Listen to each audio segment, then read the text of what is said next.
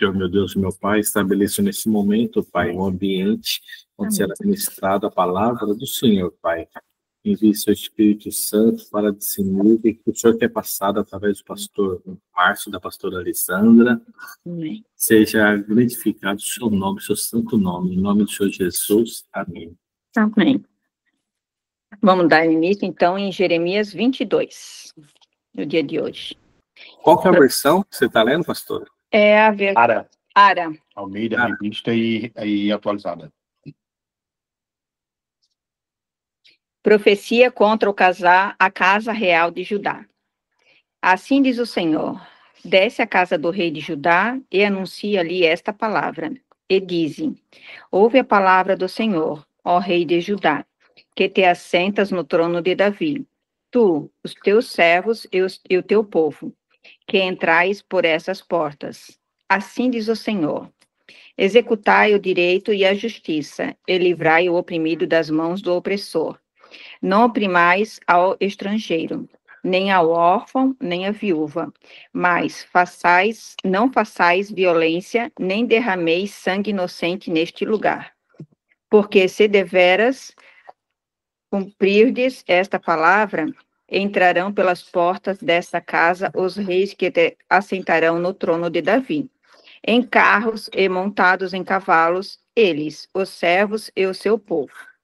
Mas se não derdes ouvidos a estas palavras, juro por mim mesmo, diz o Senhor, que esta casa se tornará em desolação. Porque assim diz o Senhor, acerca da casa do rei de Judá: tu és para mim Gileade e a cabeça do Líbano, mas certamente farei de ti um deserto e cidades desabitadas. Designarei contra ti destruidores, cada um com as suas armas. Cortaram os teus cedros escolhidos e lançá-lo-ão no fogo. Muitas nações passarão por esta cidade, e dirá cada um ao seu companheiro: por que procedeu o Senhor assim com esta grande cidade? Então se lhes respondera: porque deixaram a aliança do Senhor, seu Deus, e adotaram a outros deuses e os serviram? Contra Salum, rei de Judá. Não choreis o morto, nem o lastimeis. Chorai amargamente aquele que sai, porque nunca mais tornará, nem verá a terra onde nasceu. Porque assim diz o Senhor acerca de Salum, filho de Josias, rei de Judá, que reinou em lugar de Josias, seu pai, e que saiu deste lugar, jamais tornará para ali. Mas no lugar para onde o levaram cativo, morrerá e nunca mais verá esta terra. Contra Joaquim, rei de Judá. Ai daquele que edifica sua casa com injustiça e os seus aposentos sem direito, que se vale do serviço do seu próximo sem paga e não lhe dará o salário? Que diz: edificarei para mim casa espaçosa e largos aposentos. Ele abre janelas e forra de cedros, e a pinta de vermelhão. Reinarás tu, só porque rivalizas com outro em cedro? Acaso teu pai não comeu e bebeu, e não exercitou o juízo e a justiça? Por isso tudo lhe sucedeu bem. Julgou a causa do aflito e do necessitado, por isso tudo lhe ia bem. Porventura não é isso conhecer-me, diz o Senhor, mas os teus olhos e o teu coração não atentaram, senão para a tua ganância e para derramar o sangue inocente, e para levar a efeito a violência e a extorsão. Portanto, assim diz o Senhor acerca de Joaquim, filho de Josias, rei de Judá. Não lamentaram, dizendo: ai, meu irmão, ou ai, minha irmã? Nem o lamentarão, dizendo: ai, Senhor, ou ai, sua glória. Como se sepulta um jumento, assim o sepultarão. Arrastá-lo-ão e lançarão para bem longe, para fora das portas de Jerusalém.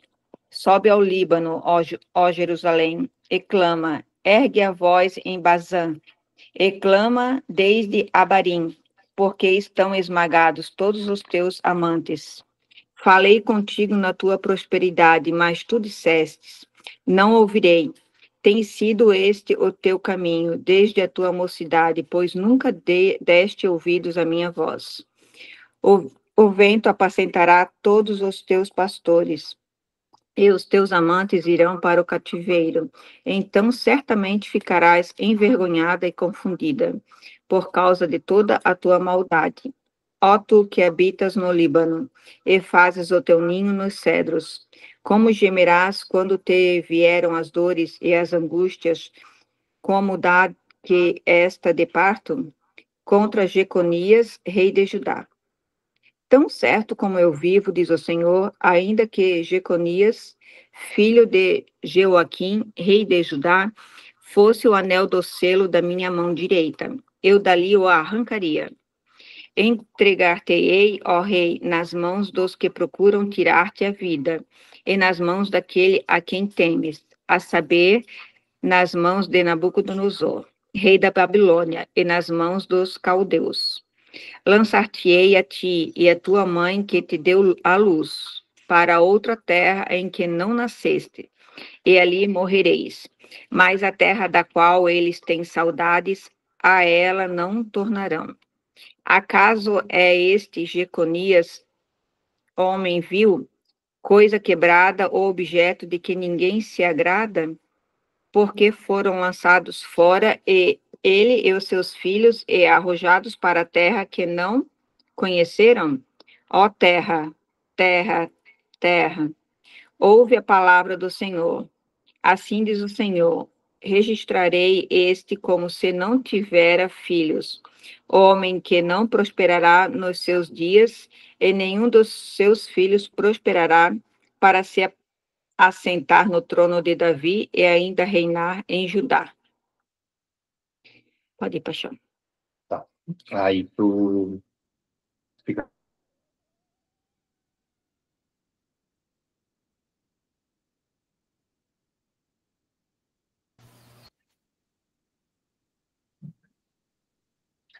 Olá. Vou aumentar aqui. Bom dia para quem ainda não almoçou, boa tarde para quem já almoçou. Estão me ouvindo bem? Ok. Vamos lá.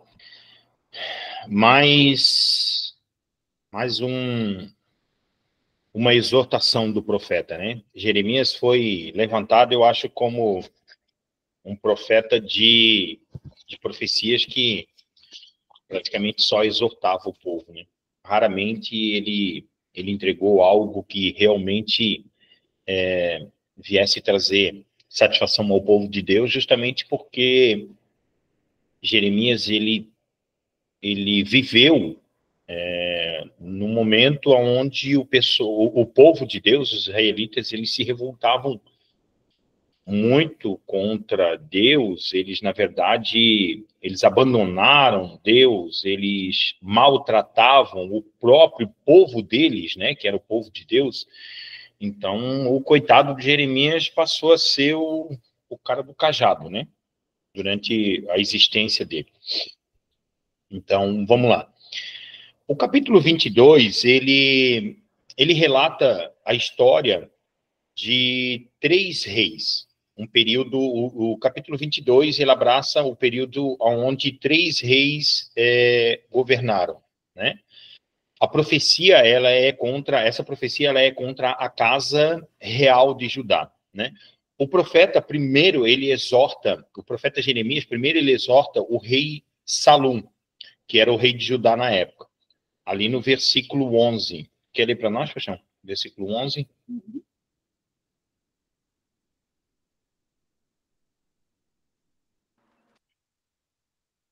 Se tu falar um pouquinho alto aí, eu acho que... Tá. Porque assim diz o Senhor acerca de Salom, filho de Josias, rei de Judá, que reinou no lugar de Josias. É isso aí, até aí. Então, a primeira profecia, ela... Opa, eu sei aqui, peraí. Deu, voltou, estão me vendo, estão me ouvindo?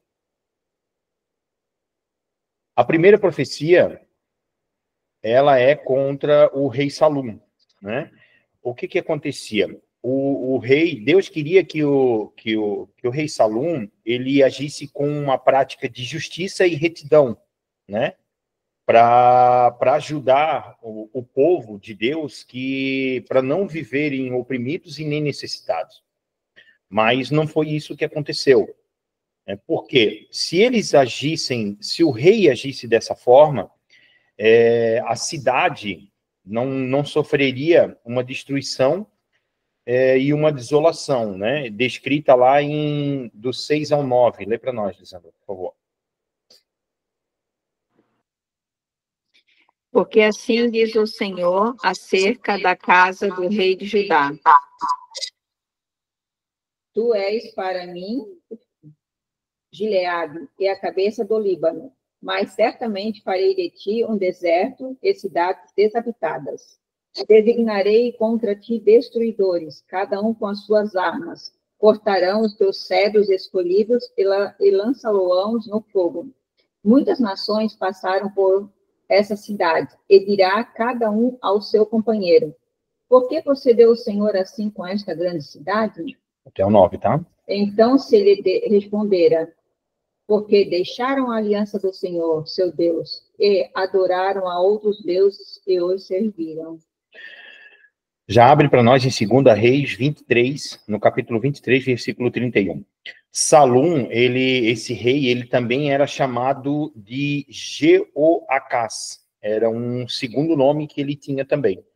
Né? Então, o que aconteceu? A primeira exortação, então, de Jeremias veio contra o rei Salum, para que ele não deixasse os oprimidos e os necessitados, que era o povo de Deus, né, o povo de Israel, passarem 2 Reis 23, 31.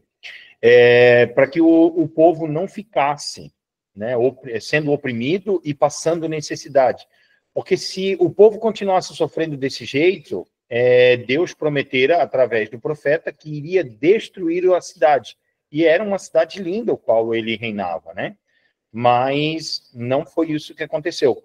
Jeoacás, ou Salum, né, que era o primeiro nome, ele acabou o período dele sendo muito curto. Pode ler lá 2 Reis, no capítulo 23, no versículo 31. Tinha Joacás 23 anos de idade, quando começou a reinar, e reinou 3 meses em Jerusalém. Sua mãe chamava-se Amutal. Tá, agora 2 Crônicas 36, de 1 ao 4. Olha só, era um menino, né? Para nós, hoje, um homem de 23 anos ser levantado como rei, seria um menino, por causa da maturidade, né? Que ele não tinha maturidade suficiente, segundo a 2 Crônicas, no capítulo 36, do 1 ao 4. Quando estiver pronto aí, tu me avisa. Então, era um jovem ainda, que aos 23 anos foi levantado como rei de Judá, e a duração dele foi muito pouco. Ele reinou apenas durante 3 meses. Pode ler 2 Crônicas 36, do 1 ao 4, então. O povo da terra tomou a Joacás, filho de Josias, e o fez rei em lugar de seu pai, em Jerusalém. Tinha Joacás 23 anos de idade quando começou a reinar, e reinou 3 meses em Jerusalém, porque o rei do Egito o depôs em Jerusalém, e impôs à terra apenas de 100 talentos de prata e 1 de ouro. O rei do Egito constituiu a Eliaquim, irmão de Joacás, rei sobre Judá e Jerusalém. Ele mudou o nome para Jeoaquim, mas o irmão Joacás tomou Neco e o levou para o Egito. Olha só, então, Salum, que foi o primeiro rei, né, Deus deu a profecia para ele que ele deveria cuidar dos oprimidos e dos necessitados, porque senão a cidade seria destruída. Ele não deu conta de fazer isso aos 23 anos, então ele reinou apenas durante 3 meses. Depois disso, o rei Salum, conhecido como Jeoacás, ele foi levado para o Egito, aonde lá ele morreu no cativeiro. E o povo ainda sofreu, né, o pagamento de quilos de ouro e quilos de prata devido à desobediência dele. Depois desse rei, então lembra que a profecia de Jeremias 22 é em cima de 3 reis, tá? Que horas tem? Meio-dia 18. Então, era em cima de 3 reis. O segundo rei que assumiu foi Jeoaquim. Ele assumiu no versículo 13. A profecia, a partir do versículo 13, fala assim, ó, ai daquele. Ou seja, a profecia, Salum foi destituído, foi levado como prisioneiro ao Egito, onde morreu. Aí, então, assumiu Jeoaquim, que foi o segundo rei. E ele também recebeu uma profecia dizendo, ai daquele. A profecia condenava acerbamente o rei Jeoaquim pelos seus pecados e de injustiça e de opressão. Então, acerbadamente, o que é a profecia que condenava ele acerbadamente? Acerbadamente era uma maneira áspera, amarga, com acidez ou crueldade. Olha só a ira de Deus que veio sobre a vida dele. Por quê? Porque o rei Jeoaquim, pelos seus pecados de injustiça e opressão, ele também foi destituído. Na primeira invasão de Jerusalém, pelo Nabucodonosor, Jeoaquim, ele foi levado para a Babilônia e, posteriormente, ele foi solto. Mas, quando ele morreu, ele teve um velório, um enterro desonroso e fora da cidade de Jerusalém. Então, o que aconteceu? Salum assumiu. A profecia veio sobre ele. Ele continuou oprimindo e deixando o povo passar necessidade, certo? Depois disso, assumiu o segundo rei, o Jeoaquim. O primeiro era o Jeoacás. Aí assumiu o segundo rei. O segundo rei, ele continuou deixando o povo passar necessidade e ainda sendo oprimido.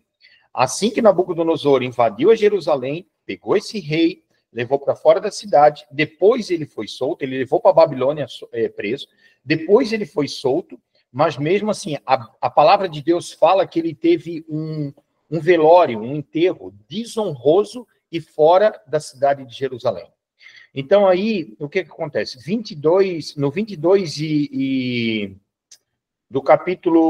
do versículo do 22 ao 16, né, Deus julgou a causa do aflito e do necessitado. Lá em Tiago 1 e 27, no livro de Tiago, no capítulo 1, no versículo 27, ressalta esta mesma verdade sobre um tipo de fé, né?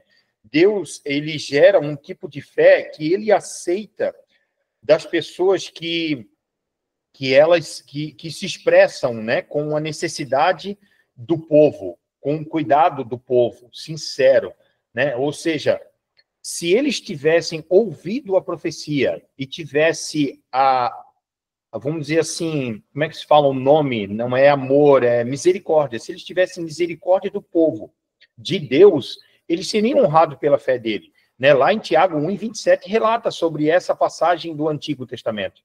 Né? Ao cuidarmos das pessoas que necessitam ajuda, né, os que estão sendo oprimidos, nós recebemos as bênçãos e a aprovação de Deus. Vocês sabiam disso? Que esse tipo de fé, esse tipo de ação, quando nós nos importamos com as pessoas que são oprimidas, com as pessoas que são necessitadas, Deus, ele traz sobre as nossas vidas as bênçãos. E era só isso que ele exigia dos reis, mas os reis não se importaram. Então, depois de Joaquim, assumiu o terceiro rei, aonde a profecia se cumpre, conta 3 reis no capítulo 22. O nome do rei se chamava Jeconias. Ele também era conhecido por Joaquim.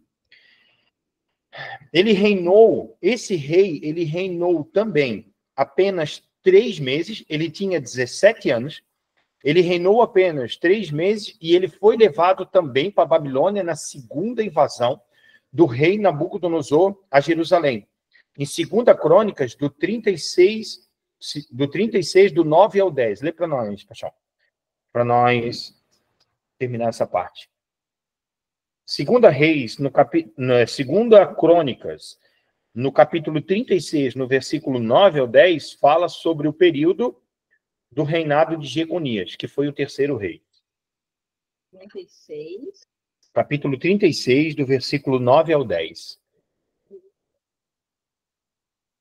Tinha Joaquim 18 anos quando começou a reinar. Ele reinou 3 meses e 10 dias em Jerusalém. Fez ele o que era mal perante o Senhor. Na primavera do ano, mandou o rei Nabucodonosor levá-lo à Babilônia, com mais com os mais preciosos utensílios da casa do Senhor, e estabeleceu Zedequias, seu irmão, rei de Judá e Jerusalém. Desculpa, eu falei que ele assumiu o reinado com 17 anos, mas na verdade foi com 18 anos, tá? E ele assumiu um pouquinho mais de 3 meses também, 3 meses e 18 dias, eu acho que foi com a pastora. 10 dias, isso. Então, olha só, tudo que Deus queria era que as pessoas que estavam no poder cuidassem do povo dele. Porque Deus poderia cuidar? Sim, Deus poderia cuidar. Deus cuidou do povo no deserto. E cuidou através da obediência de Moisés. Quando os reis assumiram, Deus, tudo que ele queria era que os reis se compadecessem com a necessidade do povo, né? O povo passava dificuldade, o povo estava sendo oprimido pelos inimigos, mas Deus ele estava preocupado que, além dos inimigos, os próprios reis que estavam sendo constituídos sobre o povo de Jerusalém, eles próprios deixavam o povo passar necessidade e vivia sobre opressão, vivia certamente sobre jugo, viviam de trabalho escravo para poder dar conta de todos os bens que o rei queria construir. Né? Trazendo essa palavra para os dias de hoje, o que Deus espera de nós é que nós venhamos cuidar, né, do pobre, do necessitado, da viúva, do órfão. Nós que conhecemos a palavra de Deus, nós que buscamos o renovo, aquele que está em Cristo Jesus, aquele que tem um encontro, o verdadeiro encontro de Jesus, como a Thaís falou ontem no nosso curso de casais, né? Aquele que entrou nos santos dos santos não sabe viver em outro lugar.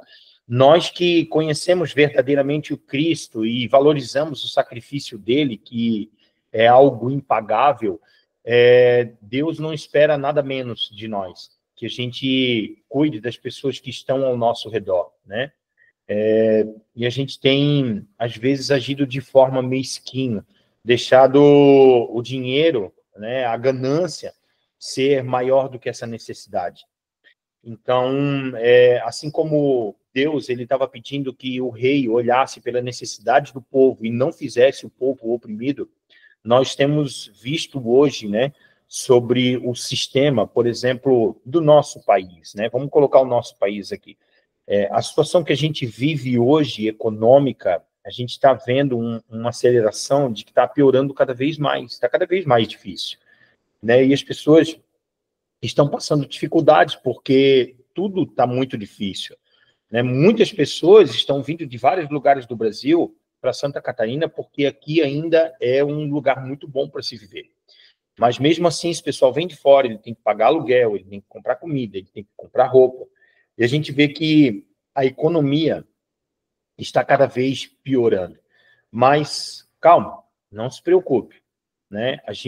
O mundo se confia na economia, mas nós dependemos, confiamos, e a nossa fé é gerada em Cristo Jesus, que supre todas as nossas necessidades, né? Mas quando Deus nos coloca numa situação melhor, é justamente para que o nosso coração possa estar voltado para ajudar as pessoas que estão sendo oprimidas pelo sistema ou passando dificuldade. Né? Jeremias, assim como foi levantado como profeta na época para exortar a Deus, essa mesma palavra serve para nós.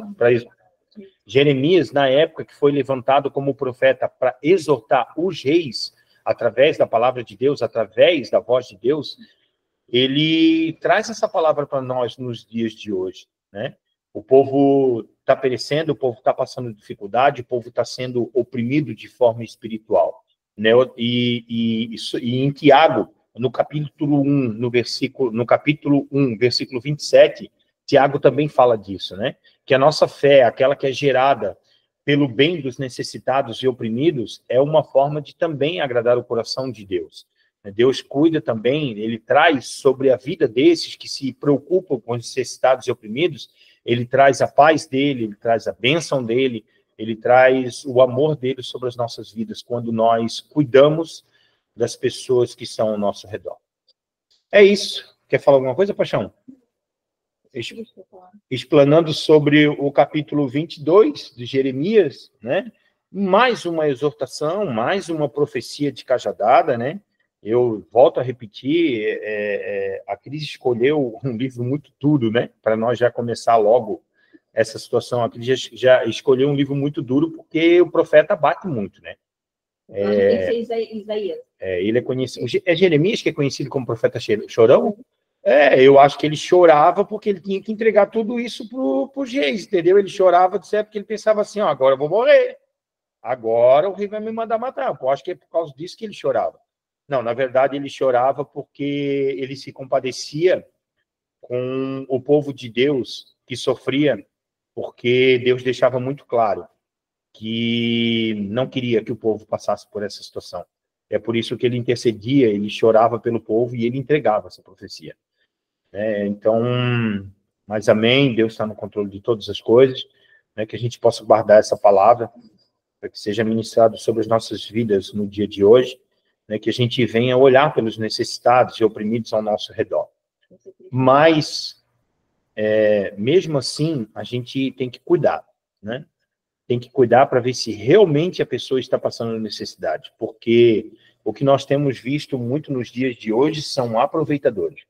Pessoas que têm se encostado, principalmente nas igrejas, porque sabe que a igreja tem a obrigação, porque a obrigação de cuidar do órfão, da viúva, do necessitado é da igreja.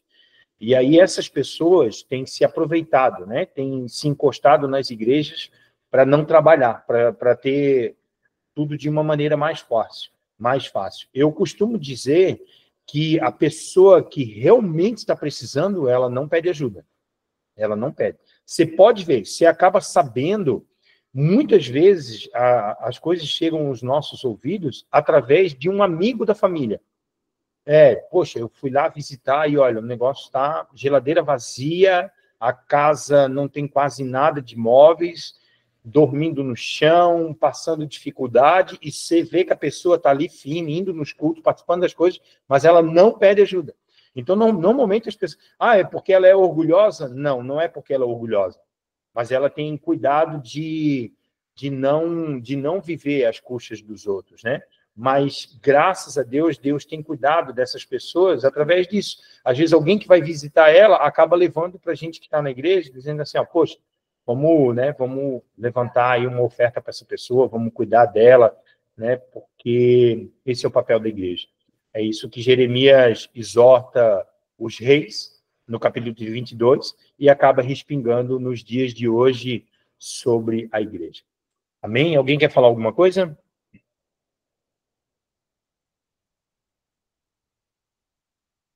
Um de cada vez, tá, gente? Estou no trânsito. Eu cheguei atrasada aqui de novo hoje, porque estava dirigindo e meu celular está precisando ser trocado. Mas amém. Glória a Deus, é uma palavra abençoada, que traz exortação, traz conhecimento, o contexto histórico, né? E a aplicação para os dias de hoje. E sim, levando mais umas varadas, né? Porque a gente precisa do confronto para lembrar que é o favor de Deus que nos santifica, né? O favor de Cristo. E a gente não consegue, por conta própria, seguir as leis, por isso que tem a graça, mas nós precisamos saber o que é certo e o que é errado. Por isso lemos o livro de Jeremias, para saber o que é certo e o que é errado. Toda vez que a gente errar, que a gente cair, a gente sabe que pode recorrer ao sangue de Cristo para nos purificar. Né? Hoje nós temos convidados aqui, né? Eu chamei algumas pessoas para participar conosco, porque esse momento tem sido tão bom, tão gostoso a gente aprender da palavra de Deus, né? Ter intimidade com o Pai. Então, eu convidei outras pessoas. Tem várias pessoas que eu convidei, né? Mas nem todas puderam, né? Algumas eu nem expliquei o que era, só mandei o link. A pastora Ju está aqui, a Tati, eu só mandei o link, nem expliquei nada. Então, elas estão aqui, tipo, o que está acontecendo, onde estou, para quê? Né? Mas depois eu vou mandar uma mensagem no particular ali, explicando certinho do que se trata. E é isso, é alimentar o nosso espírito com a palavra de Deus. Pastor, muito obrigada por sua disponibilidade, pastora. Obrigada, que Deus abençoe. E é isso. Amém. Vamos orar, então? Isso. Amém. Senhor, nós te damos graças, te louvamos, Deus. Obrigado, Senhor, por este cuidado sobre as nossas vidas. Que nós possamos viver, Senhor, com a nossa vida no teu altar. Buscando santidade, Senhor, nos purificando na tua palavra, Deus, trazendo, Senhor, vida para as nossas vidas. Pai, em nome de Jesus, afasta de nós o pecado, aquilo, Senhor, que nos leva para longe de ti, arranca tudo aquilo que não presta, e que nós possamos estar com o Senhor todos os dias, Deus, sendo fortalecidos, Deus, pelo alimento espiritual, ao qual nós somos dependentes, Deus, para crescer, para viver na tua presença. Temos como destino, Senhor, a casa eterna, Deus, morar contigo. Então, Senhor, desejamos todos os dias a tua volta. Pai, em nome de Jesus, guarda cada um, Senhor, aqueles que estão aqui, aqueles que não estão, todos da igreja, Pai, a liderança, Pai, do menor ao maior, Pai, em nome de Jesus, nos dê, Senhor, um restante de semana na tua presença, que o Senhor possa guardar, que o Senhor possa cuidar e trazer o teu amor todos os dias sobre as nossas vidas, sobre as nossas famílias, sobre as nossas casas e aonde nós andarmos, que a presença tua possa estar conosco. Nós te louvamos e te agradecemos pelo poder do nome que está acima de todo nome. Em nome de Jesus. Amém. Uma boa tarde a todos.